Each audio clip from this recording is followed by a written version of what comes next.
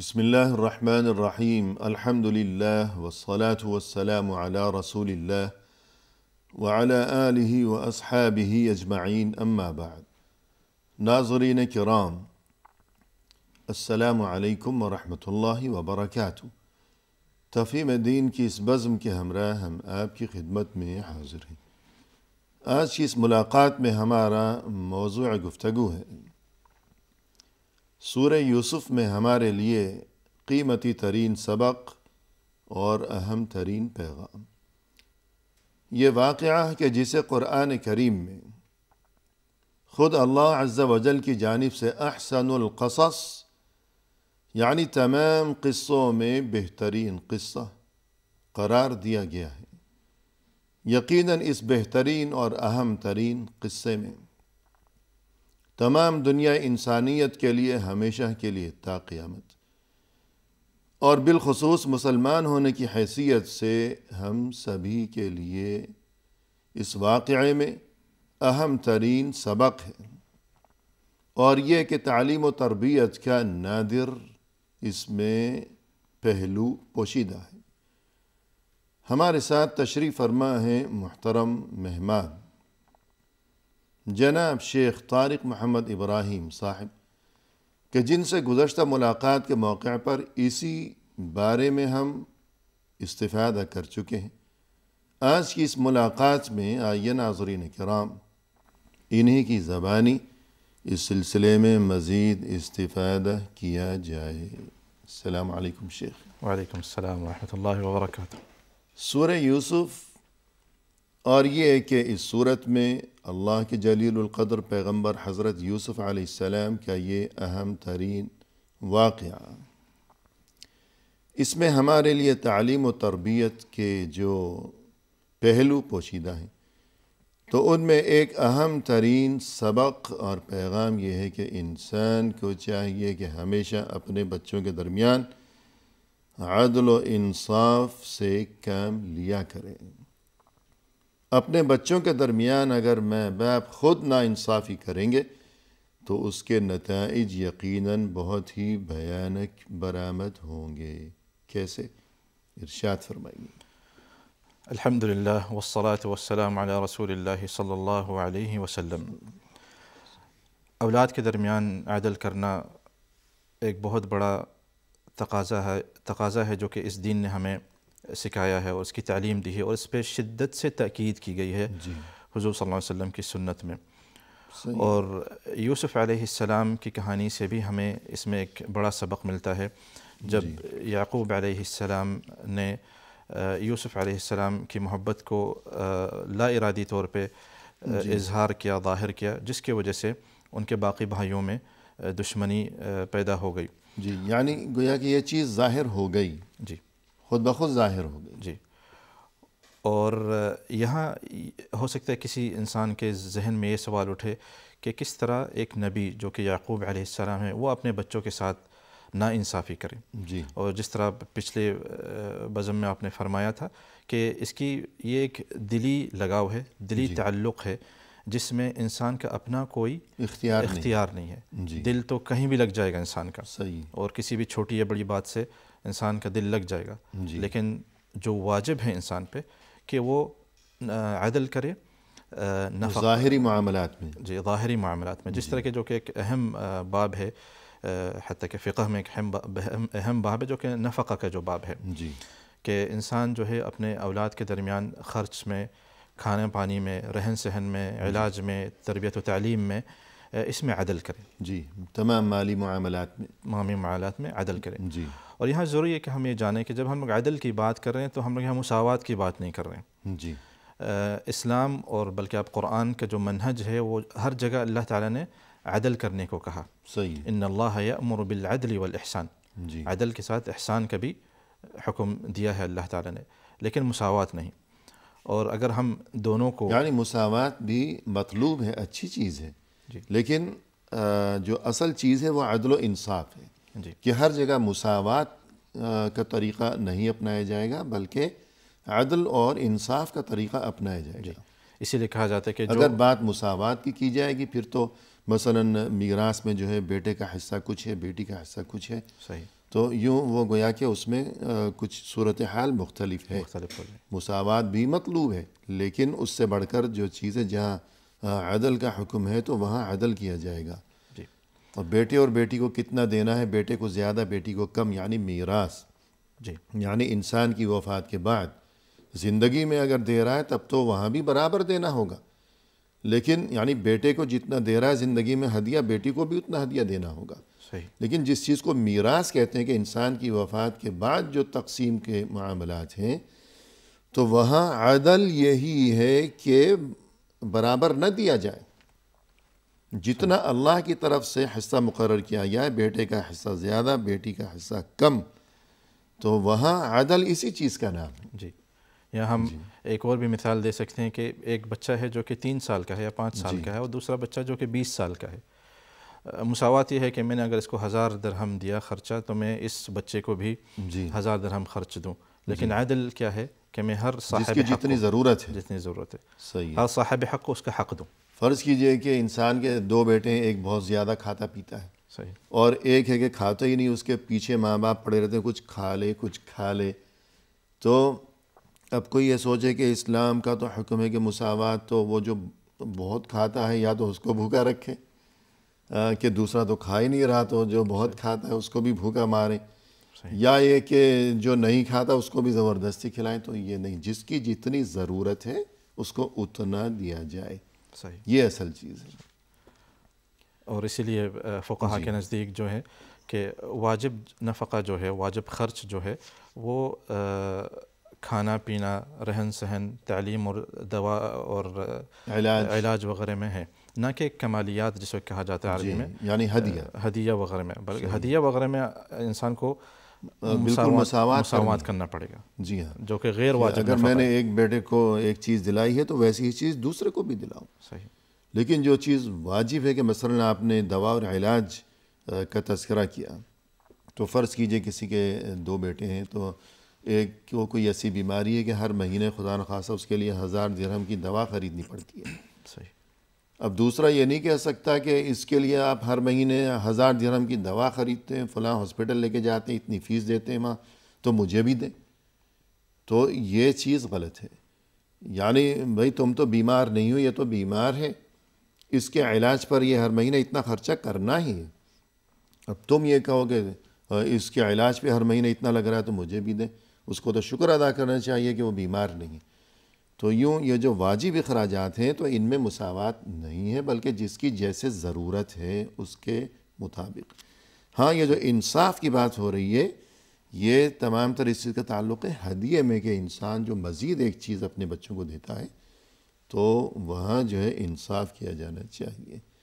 یا پھر جو سلوک ہے، جو ماں باپ کا سلوک ہے اپنے بچوں کے ساتھ، بالکل، تو اس میں بھی انصاف کیا جانا بالکل چاہیے. سلوک میں جتنا پیار ایک سے کیا اتنا ہی دوسرے سے بھی کرنا چاہیے. جی. تو اس بارے میں اب یہ جو معاملہ ہے کہ یعقوب علیہ السلام کے بیٹوں نے محسوس کیا، اذ قالوا لیوسف واخوہ احب الی ابینا منا ونحن عصبہ ان ابانا لفی ضلال مبین. پھر نتیجہ سازش، جی، اقتلوا یوسف اقتلوا یوسف او اطرحوه ارضا یخل لکم وجہ ابیکم. تو یہ کیا معاملہ ہے؟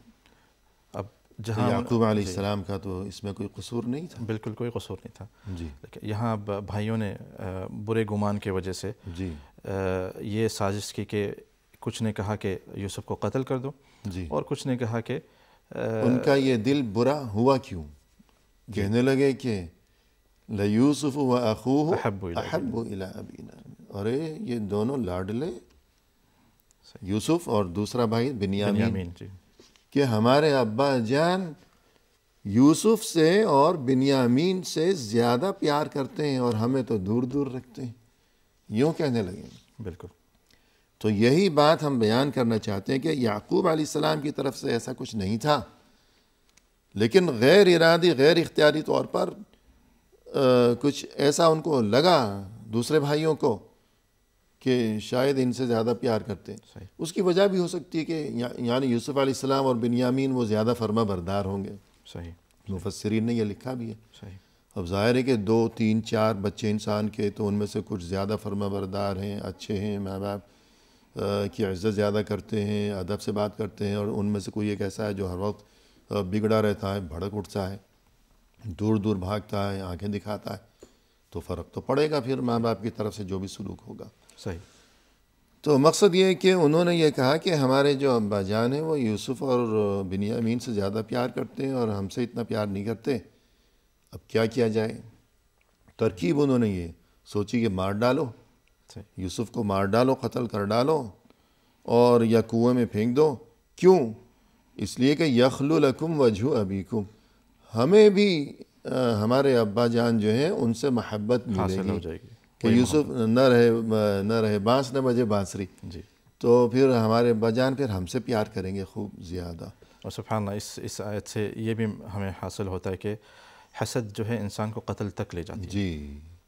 حاسد انسان اور یعنی حسد کی تباہ کاریاں، اور تب تک اسے آرام نہیں ملتا جب تک وہ مر نہ جائے یا بالکل ہی اس سرزمین سے غائب نہ ہو جائے. یعنی حاسد انسان یعنی بڑے سے بڑے جرم کا ارتکاب کر سکتا ہے. بالکل بالکل. بہت خطرناک معاملہ ہے. جی.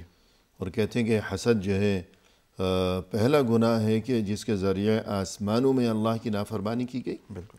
ابلیس نے آدم سے حسد کیا. ہوگی. اور حسد پہلا گناہ ہے جس کے ذریعہ زمین پر اللہ کی نافرمانی کی گئی کہ قابیل نے اپنے بھائی حابیل کا خون کر ڈالا. سب سے پہلا گناہ آسمان پر بھی حسد، زمین پر بھی. سب سے پہلا گناہ زمین پر بھی حسد.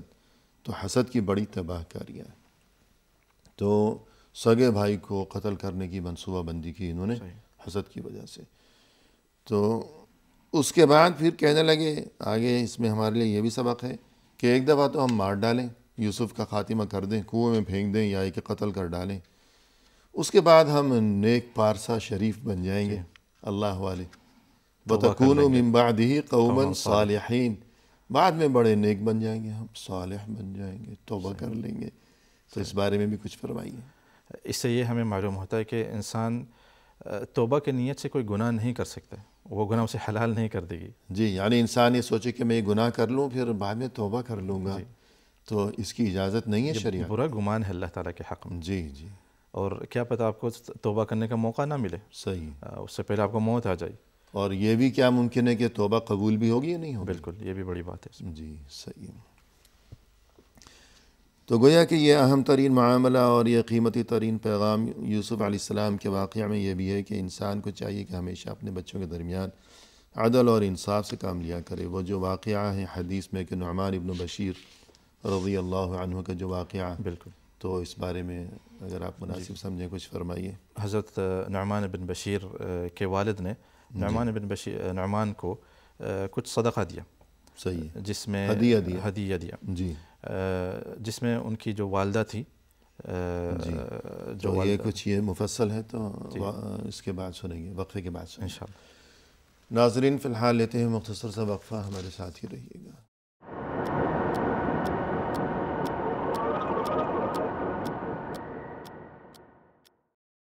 ناظرین کرام، وقفے کے بعد ہم حاضر خدمت ہیں. آئیے سلسلہ گفتگو کو آگے بڑھایا جائے اپنے مہمان کی زبانی. شیخ وقفے سے قبل گفتگو یہ چل رہی تھی کہ یوسف علیہ السلام کا یہ جو تاریخی اور اہم ترین واقعہ ہے، اس میں ہمارے لیے قیمتی ترین سبق ہے، پیغام ہے. تعلیم و تربیت کے بہت سے پہلو ہیں، تو انہی میں سے ایک اہم ترین تعلیم ہمارے لیے یہ بھی ہے کہ اولاد کے درمیان ہمیشہ انصاف کو قائم رکھا جائے. اگر انسان اپنے بچوں کے درمیان ناانصافی کرے گا تو اس کے نتائج بڑے بھیانک برآمد ہوں گے.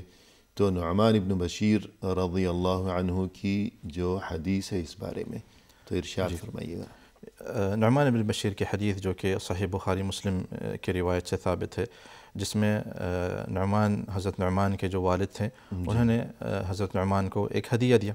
جی. تو ان کی جو والدہ تھیں جو کہ عمرہ بنت رواحہ جو تھیں، جی، نعمان کی جو والدہ جو تھیں، جی، وہ اس پہ راضی نہیں ہوئے. صحیح. اور انہیں کہا کہ جا کے حضور صلی اللہ علیہ وسلم کو اس پہ گواہ بناؤ. جی. کہ کہ آپ نے کچھ ایک بچے کو دیا اور باقی بچوں کو ہدیہ نہیں دیا. جی. تو جب حضرت نعمان کے والد حضور صلی اللہ علیہ وسلم کے پاس گئے جی. تو حضور صلی اللہ علیہ وسلم نے انہیں کہا کیا تم نے اپنے باقی بچوں کو بھی یہ ہدیہ دیا؟ جی. تو انہوں نے کہا نہیں. تو حضور صلی اللہ علیہ وسلم نے کہا انہیں حکم دیا کہ جا کے وہ ہدیہ واپس لے لو. جی. اور کہا اتقوا اللہ واعدلوا فی اولادکم، جی. کہ اللہ تعالیٰ سے ڈرو اور اپنے اولاد کے درمیان عدل کرو. صحیح. اور ایک دوسری روایت میں فلا تشہدنی فانی لا اشہد علی جور، کہ مجھے اس معاملے پہ گواہ مت بناؤ کیونکہ میں ظلم پہ گواہی نہیں دیتا ہوں. صحیح کہ تم نے ظلم کیا جی. اور میرے پاس چلے آئے ہو کہ میں گواہی دوں اس بات کی. یعنی باپ نے اپنے بیٹے کو، نعمان ابن بشیر کو، ان کے والد نے اپنے بیٹے کو ہدیہ دیا اور بیٹے کو لیے ہوئے رسول صلی اللہ علیہ وسلم کی خدمت میں یہ دونوں حاضر ہوئے کہ آپ صلی اللہ علیہ وسلم کو گواہ بنانا چاہتے ہیں کہ کل کو ایسا نہ ہو کہ اس میں کوئی اشکال پیدا ہو جائے کہ ہدیہ دیا ہے نہیں دیا ہے، یہ کیا ہے، یا کوئی مکر گیا، تو ایسی نوبت نہ آئے. تو آپ صلی اللہ علیہ وسلم کو گواہ بنانے کے لیے وہاں آئے. تو آپ صلی اللہ علیہ وسلم نے فرمایا کہ یہ تو ظلم ہے کہ تم نے تمام بچوں میں سے صرف ایک بچے کو یہ چیز ہدیہ دی ہے، اور چاہتے یہ ہو کہ مجھے گواہ بناؤ، تو میں ظلم پر گواہ نہیں بننے والا. صحیح. اور پھر یہ بھی فرمایا کہ اما یسرک ان یکونوا لک فی البر سواء، بالکل، کہ کیا تمہیں یہ بات پسند نہیں کہ تمہارے سبھی بیٹے تمہارے ساتھ خوش اخلاقی میں، تمہاری خدمت اور خبر گیری کے معاملے میں وہ سب برابر ہوں. بالکل. یعنی انسان کے 3-4 بیٹے ہیں. اب ظاہر ہے کہ والدین کی یہ خواہش ہوا کرتی کہ ان میں سے ہر بچہ جو ہے وہ میرے ساتھ ہمیشہ ادب اور تمیز سے بات کیا کرے، میرا خیال رکھے، جب میں بوڑھا ہو جاؤں میری خدمت کیا کرے، فرما برداری دکھائے کرے. ہر بچے کے بارے میں اس کی یہی خواہش ہے.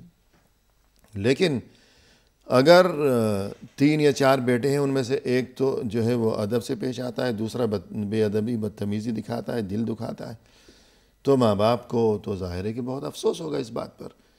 تو رسول صلی اللہ علیہ وسلم نے جواب میں مثال دے کر اس شخص کو یہی تعلیم دی کہ تم نے اپنے تمام بیٹوں میں سے ایک کو ہدیہ دے دیا، باقیوں کو محروم رکھا، تو نتیجہ یہ ہوگا کہ جب تم بوڑھے ہو جاؤ گے تمہیں اپنے بیٹوں کی طرف سے گویا کہ خدمت اور خبر گیری کی ضرورت کا وقت جب آئے گا سامنے کہ یہ تمہارا سہارا بنے اور تمہارے لیے یہ بڑھاپے کی لاٹھی بنے، تو اس وقت اگر تم یہ دیکھو کہ ایک تو میرے کام آ رہا ہے، میری خدمت کر رہا ہے، اور دوسرے میرے ساتھ بدتمیزی دکھا رہے ہیں، تو تمہیں کیسا لگے گا؟ تو آج اگر تم ایک کو ہدیہ دو گے، دوسروں کو محروم رکھو گے، تو کل تمہارے ساتھ تو پھر ایسا ہی ہو جائے گا. بالکل. تو یوں مثال دے کر بیان فرمایا. بالکل. تو اس میں قیمتی ترین سبق ہے کہ آج ہم سب کے ساتھ برابری کریں گے، عدل و انصاف سے کام لیں گے، تو کل وہ بھی ہمارے ساتھ برابر طور پر اچھا ہی سلوک کریں گے. اگر آج ہماری طرف سے اونچ نیچ ہے تو کل ان کی طرف سے بھی اونچ نیچ ہوگی. اور اس اولاد کے درمیان ظلم کی جو آج کل جو ایک کثرت سے مثال پائی جاتی ہے کہ والد چاہتا ہے کہ اپنے جائیداد کو اپنی زندگی میں بطور ہدیہ ایک کو زیادہ دے دے. جی. خاص طور پہ اگر ان کا ایک ایسا بچہ ہے جو کہ تھوڑا نافرمان ہے، جی، کوشش کریں گے کہ اس کو کم سے کم دیا جائے، کسی طرح اس کو محروم رکھا جائے، جس کی شریعت بالکل اجازت نہیں دیتی ہے.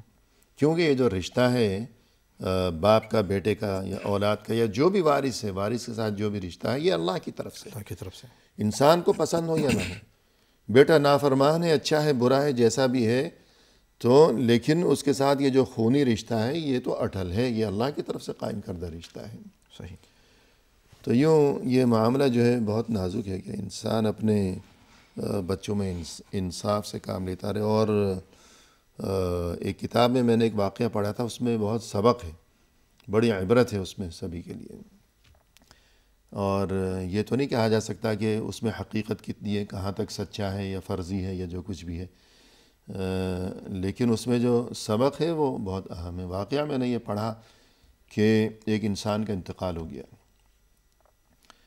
تو اب اس کی تجہیز و تکفین، غسل وغیرہ جو کچھ بھی سلسلے ہوا کرتے ہیں اسے تیار کر کے رکھا ہوا ہے، کفن وغیرہ دے کر، اور تیاری ہے نماز جنازہ وغیرہ کے لیے.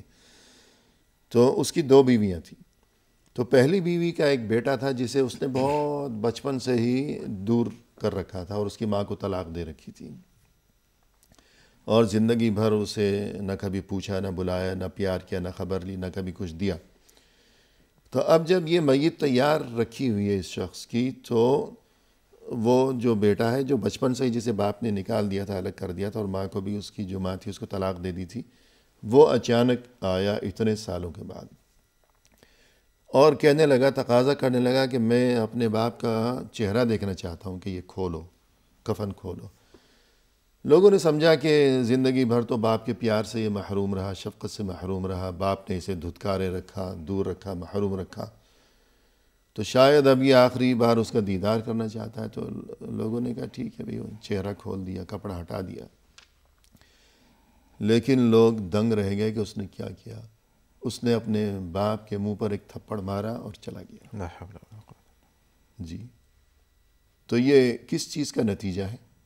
یہ اسی چیز کا نتیجہ ہے کہ باپ نے اس کے ساتھ جو کیا، کہ بغیر کسی وجہ کہ اس کی ماں کو طلاق دے دیا، چلیے وجہ ہو بھی، لیکن ماں کو طلاق دے دی تو یہ مطلب تو نہیں ہے کہ بیٹے کو بھی محروم رکھے ساری عمر. بیٹا تو اس کا ہے، اس کی اولاد ہے، اس کا اس پر حق ہے، اللہ کی طرف سے حق ہے، اللہ کے دین کی طرف سے حق ہے کہ آخر وہ اس کی اولاد ہے. جیسے وہ نئی بیوی اور اس سے پیدا ہونے والی اولاد کے ساتھ جو معاملات، جو سلوک، جو ہدیے تحفے اور جو بھی معاملات ہیں، تو وہ بھی اس کا بیٹا ہے.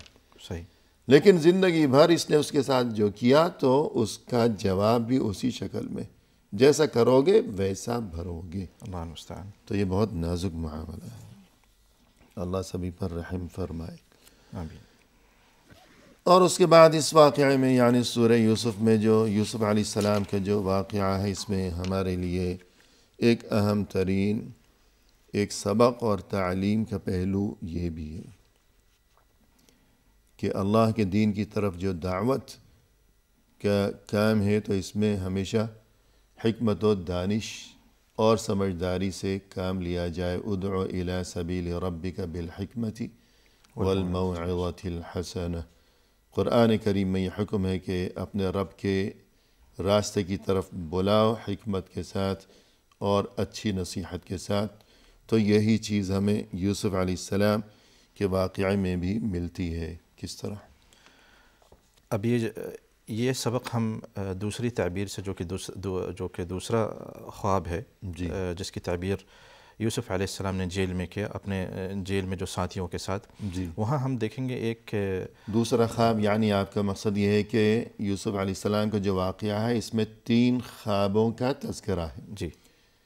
پہلا خواب جو خود یوسف علیہ السلام نے دیکھا تھا، اپنے والدین کو سورج اور چاند کی شکل میں، جی، اپنے بھائیوں کو ستاروں کی شکل میں.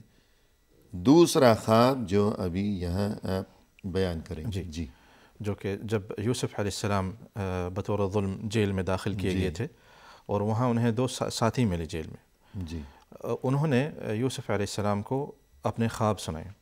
ایک شخص نے کہا کہ انی ارانی اعصر خمرہ، کہ میں نے دیکھا خواب میں کہ میں شراب پلا رہا ہوں.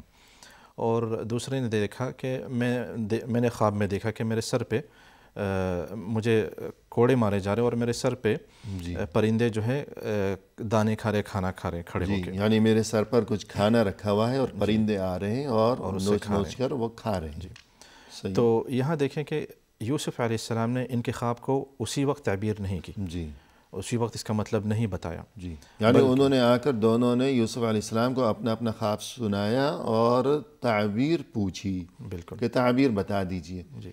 لیکن یوسف علیہ السلام نے انہیں فوری طور پر تعبیر نہیں بتائی. صحیح. اور اس میں یہ حکمت تھی کہ انہوں نے چاہا کہ میں خواب کی تعبیر سے زیادہ اہم کام کروں، جو کہ اللہ تعالیٰ کی توحید اور وحدانیت کی طرف دعوت دوں ان کو. جی، جو کہ سارے انبیاء علیہ السلام کی رسالت تھی. صحیح ہے. تو اسی لیے یوسف علیہ السلام نے انہیں فرمایا لا یأتیکما طعام ترزقانہ الا نبأتکما بتأویلہ قبل ان یأتیکما. جی، مقصد مفہوم یہ ہے اس آیت کا کہ اگلے کھانے آنے سے پہلے میں تمہیں ان خوابوں کی تعبیر سے آگاہ کر دوں گا. جی. پھر انہوں نے جو وقت تھا ان کے پاس، انہیں اس وقت کو استعمال کیا اللہ تعالیٰ کی طرف دعوت کرنے میں.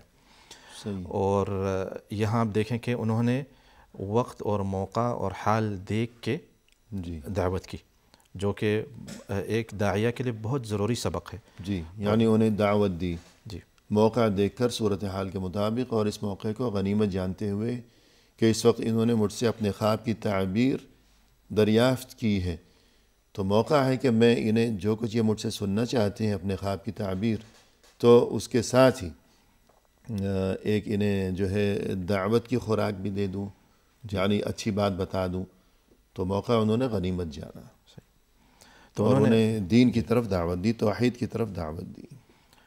اور انہوں نے توحید کی طرف اگر ہم آیتوں میں دیکھیں جی تو توحید کی طرف انہوں نے دو طریقوں سے دعوت دی. صحیح ہے. ایک تو اپنا حال ذکر کر کے، جب انہوں نے یوسف علیہ السلام نے فرمایا ذالکما مما علمنی ربی، جی یعنی کہ انہوں نے یہ ظاہر کیا کہ اللہ تعالیٰ نے انہیں علم دیا صحیح ہے. اور اپنے حال کو بیان کیا.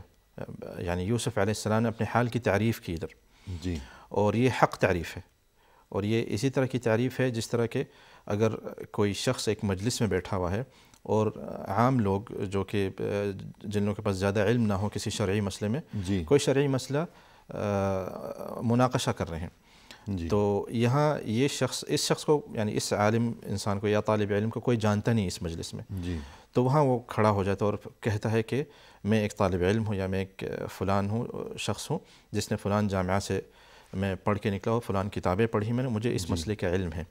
صحیح. تو یہاں انسان اپنی تعریف اپنی بڑھائی کے لیے نہیں کرتا. جی یہ گویا کہ یہاں تعریف جو ہے وہ تعارف ہے، تعارف ہے. جی کہ اپنا تعارف کرا دینا جی کہ میں فلاں جگہ سے پڑھا ہوا ہوں، میرے پاس سند ہے، میں مستند ہوں، اور یہ کہ ڈگری یافتہ ہوں. جی تو یوں اپنا تعارف کرا دینا. جی. تو ایک وقفہ لیں گے. ناظرین کرام فی الحال لیتے ہیں مختصر سا وقفہ، ہمارے ساتھ ہی رہیے گا.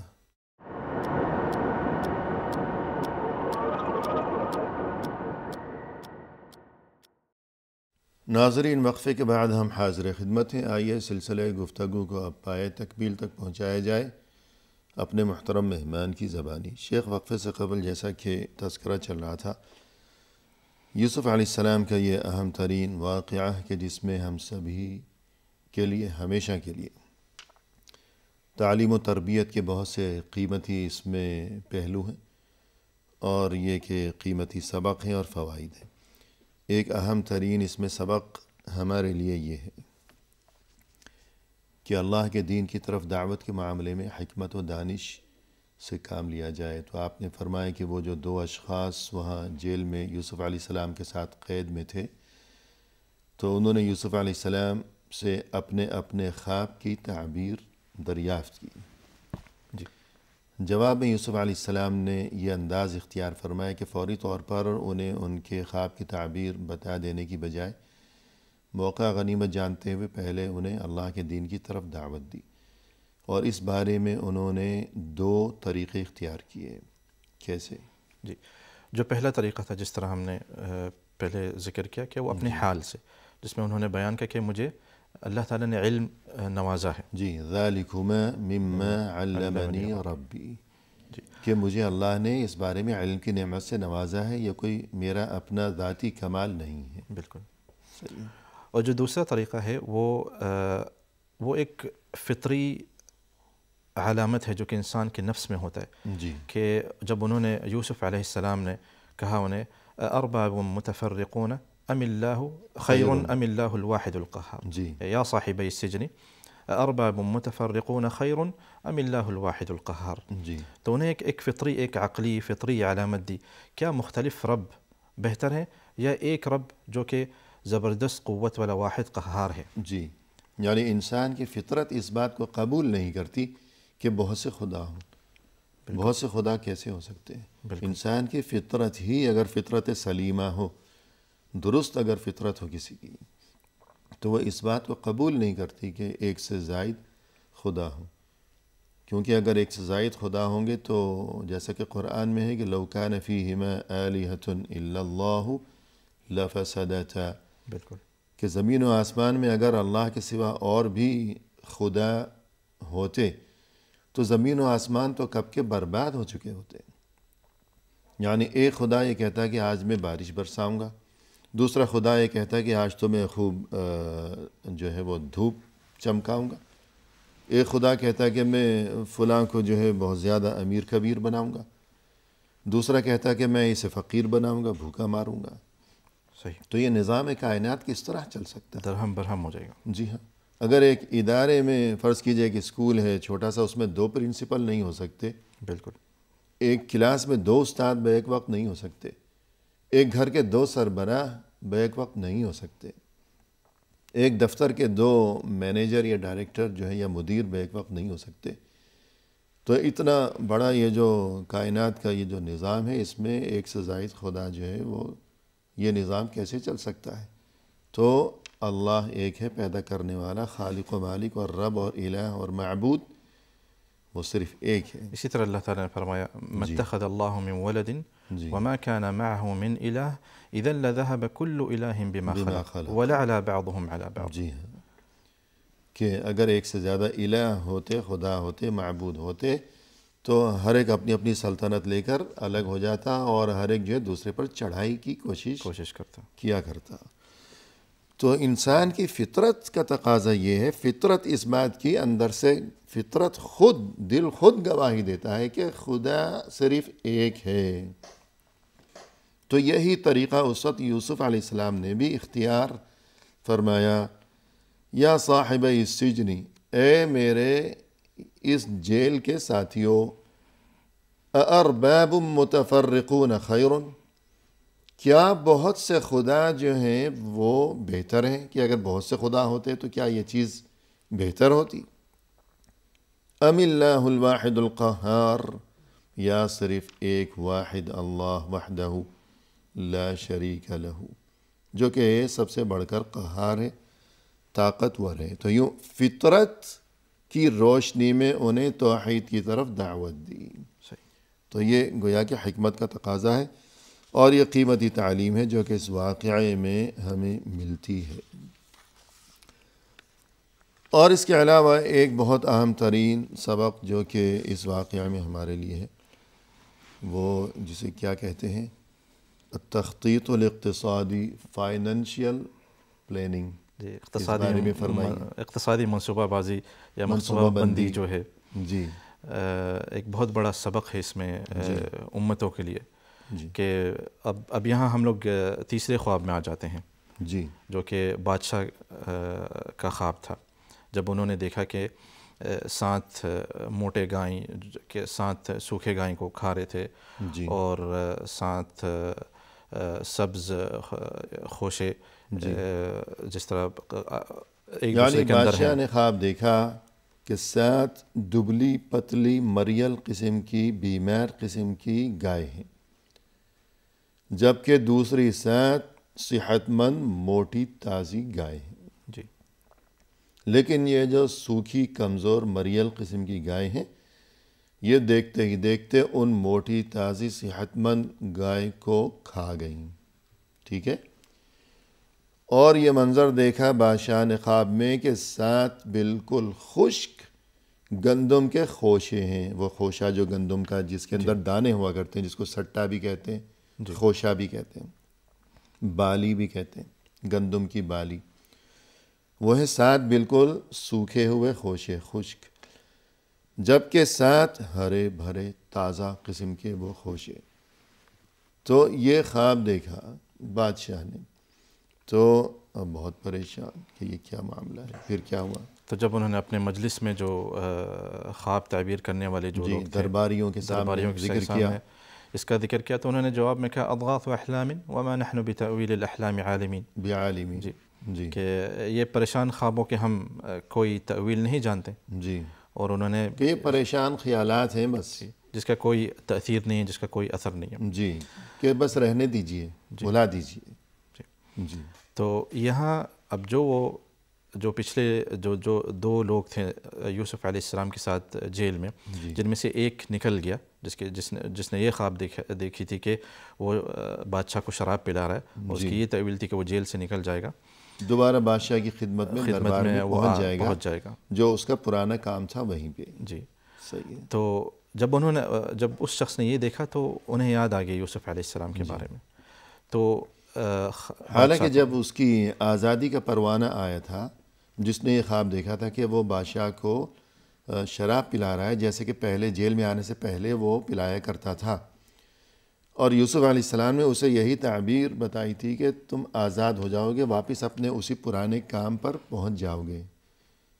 تو جب اس کی آزادی کا وقت آ گیا اور جیل سے اس کی رہائی ہونے لگی، تب یوسف علیہ السلام نے اسے یہ تاکید کی تھی کہ وہاں بادشاہ کو جا کر بتانا کہ ایک آدمی جیل میں پڑا ہوا ہے، یوسف، اور بغیر کسی گناہ کے، بغیر کسی قصور کے تم نے اسے بطور ظلم و زیادتی وہاں جیل میں پھینک رکھا ہے، تو ذرا اس کا خیال کرو۔ تو بادشاہ کو یہ بات میری طرف سے یاد دلانا، اور وہ شخص بھول گیا۔ جی، اذکرنی عند ربک، جا کر اسے یاد دلانا، لیکن انساہ الشیطان فَأَنْسَاهُ الشَّيْطَانُ ذِكْرَ رَبِّهِ فَلَبِثَ فِي السِّجْنِ بِضْعَ سِنِينَ، وہ آزاد تو ہو گیا، ہنسی خوشی واپس اسی کام پر دربار میں وہ جا کر لگ گیا، لیکن یوسف علیہ السلام نے جو اسے تاکید کی تھی کہ بادشاہ کو جا کر میری طرف سے یہ کہنا، تو وہ بات وہ بھول گیا، اور سالوں گزر گئے۔ فَلَبِثَ فِي السِّجْنِ بِضْعَ سِنِينَ، سالوں گزر گئے، اور یوسف علیہ السلام پھر اس کے بعد سالوں جیل میں رہے۔ صحیح۔ تو قرآن کریم میں جہاں کہیں بھی، ویسے تو اس بات کا اس سے تعلق نہیں ہے، لیکن جہاں کہیں بھی بضع سنین یہ لفظ استعمال کیا گیا، چند سال، تو مفسرین نے لکھا ہے کہ جیسے سورہ روم کے شروع میں ہے کہ فی بضع سنین، کہ چند سال کے بعد پھر رومی غالب آ جائیں گے، اور یہاں بھی کہ فَلَبِثَ فِي السِّجْنِ بِضْعَ سِنِينَ، کہ وہ تو بھول گیا، اس کے بعد پھر مزید چند سال یوسف علیہ السلام بے گناہ جیل میں پڑے رہے۔ تو وہ کتنے سال پڑے رہے تھے؟ 7 سال۔ صحیح۔ اور رومی جو دوبارہ غالب آ گئے تھے فارسیوں پر، تو 7 سال کے بعد۔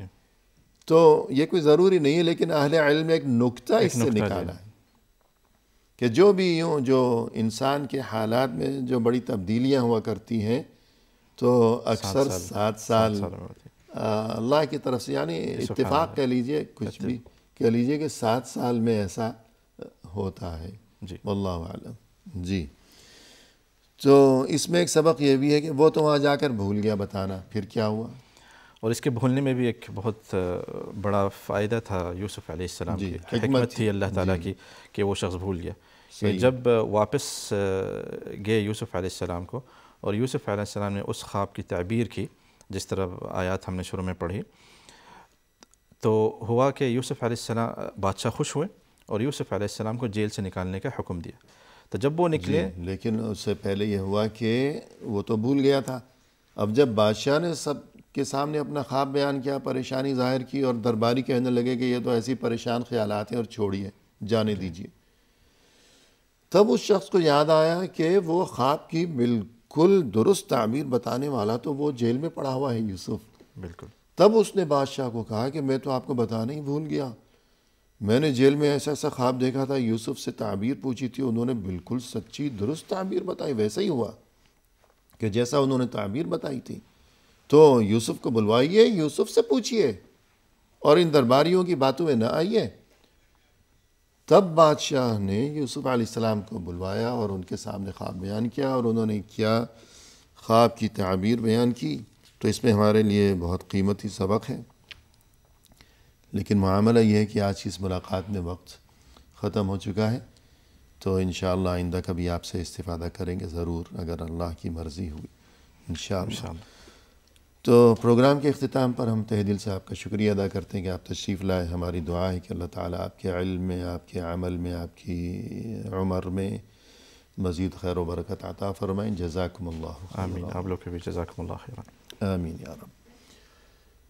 اور اسی کے ساتھ محترم ناظرین، اختتامی موقع پر ہم آپ کا بھی شکریہ ادا کرتے ہیں کہ آپ نے ہمارا یہ پروگرام دیکھا، اور یہ موضوع فی الحال نامکمل ہے، لہذا انشاءاللہ آئندہ کسی ملاقات کے موقع پر انہی محترم مہمان کی زبانی یہی موضوع لیے ہوئے ہم آپ کی خدمت میں حاضر ہوں گے۔ اس وقت تک کے لیے فی امان اللہ، وآخر دعوانا ان الحمد للہ رب العالمین۔